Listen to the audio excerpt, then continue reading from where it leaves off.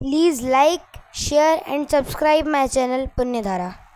मृत्यु के उपरांत आत्मा बना रहता है कि नहीं रहता? पत्थर पटकने से शरीर लहूलुहान हो गया, चकचूर हो गया, क्या आत्मा भी उसकी उसी समय पर मिट गई या बनी रहती है? यह विचार आपके अंदर बहुत अच्छे ढंग से आना चाहिए। शरीर छूटने के उपरांत जीव आत्मा बना रहता है कि नहीं रहता, इस विषय में भी आपके अंदर बहुत कुछ शंकाएं हो सकती हैं। आपके मन में तरह तरह की दुविधाएं हो सकती हैं। और अगर आप ये बात स्वीकार करते हैं कि मृत्यु उपरांत भी जीवन होता है, मृत्यु उपरांत भी जीव रहता है, मृत्यु उपरांत भी आत्मा का अवस्थान होता है, तो यह पुनर्जन्म का सिद्धांत आपके अनेक अनेक भ्रमों को तोड़ सकता है। इस पुनर्जन्म के सिद्धांत को आज वैज्ञानिकों ने भी स्वीकार किया है, जिसे री इनकॉर्नेशन थ्योरी कहते हैं। यह पुनर्जन्म का सिद्धांत उन वैज्ञानिकों ने स्वीकार किया जिन्होंने देखा कुछ ऐसे बच्चे उन्हें मिले, ऐसे लोग उन्हें मिले जो 5 साल के हैं, 7 साल के हैं, 10 साल के हैं, जो अपने पिछले जन्म की कहानी सुनाते हैं, वैसी ही पाई गई। यह अपने मन में अगर सिद्धांततः दृढ़ता के साथ में बैठ जाता है कि हर जीव मृत्यु उपरांत भी एक नया जीवन जीता है, तो बहुत कुछ आपके मन की दुविधाएं दूर हो सकती हैं। मृत्यु उपरांत भी हमारा संस्कार हमारे साथ रहता है, कुछ यादें भी हमारे साथ रह सकती हैं और कुछ पूर्व जन्म के संस्कार भी हमारे साथ रह सकते हैं। और ये बात बहुत अच्छे ढंग से, वैज्ञानिक ढंग से पुष्ट हो चुकी है। पुनर्जन्म होता है, पुनर्जन्म होगा आगे के लिए। हम यहां आए हैं तो भी कहीं से मृत्यु करके आए हैं। ये जन्म और मृत्यु की कड़ी निरंतर बनी रहती है।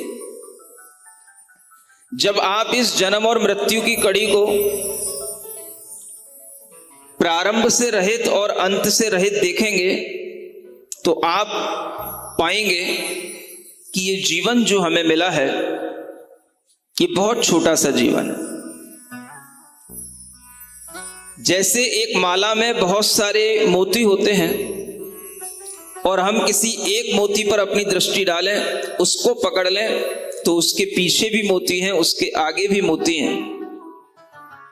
ठीक ऐसे ही ये हमारे शरीरों को धारण करने वाली आत्मा की यह यात्रा निरंतर पिछले समयों से लेकर आगे के समयों तक निरंतर चलने वाली अबाधित यह यात्रा है, जिसमें कहीं कोई बाधा उत्पन्न नहीं होती।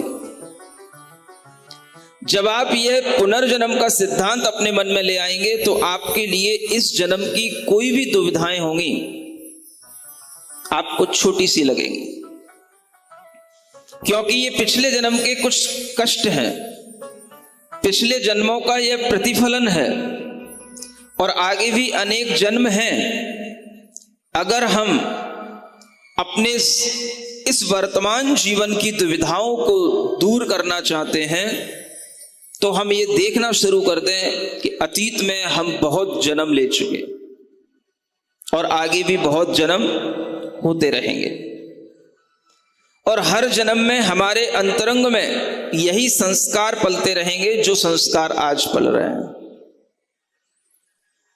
यह जन्म और जन्मांतर का क्रम अगर हमारे दिमाग में थोड़ी देर के लिए चिंतन में आए, ये पुनर्जन्म का सिद्धांत हमारे अंदर दृढ़ता से बैठ जाए, हमारे अंतरंग में यह विचार बना रहे कि यह जन्म तो बहुत छोटा है, मैं ऐसे कई जन्म जी चुका हूं और आगे भी जीऊंगा, तो आपको इस जन्म में वह सब करने की जरूरत नहीं पड़ेगी जो आप करते चले जा रहे हैं। इस जन्म को आप उस तरह से व्यर्थ नहीं करेंगे जिस तरह से करते चले जा रहे हैं। इस जन्म को आप केवल अपने खाने पीने, शौक और थोड़े से इंद्रिय सुखों के लिए व्यर्थ नहीं करेंगे जो आप निरंतर करते चले जा रहे हैं। ये सिर्फ एक सिद्धांत, आत्मा अपने संस्कार पिछले जन्म के आगे आगे लेकर के चलता है। आज हम मनुष्य बने हैं तो पिछले जन्म की कोई फलश्रुति है जो हमें मनुष्यपना मिला। आगे का मनुष्य जीवन हमारे हाथ में नहीं है, हमारे कर्मों के हाथ में है। जिस तरह का कर्म हम अभी अर्जित कर रहे हैं वह कर्म ही हमारे आगे के जीवन को निर्धारित करेगा। आप निर्धारित करने वाले कोई नहीं, और कोई दूसरा ब्रह्मा या विधाता भी नहीं है।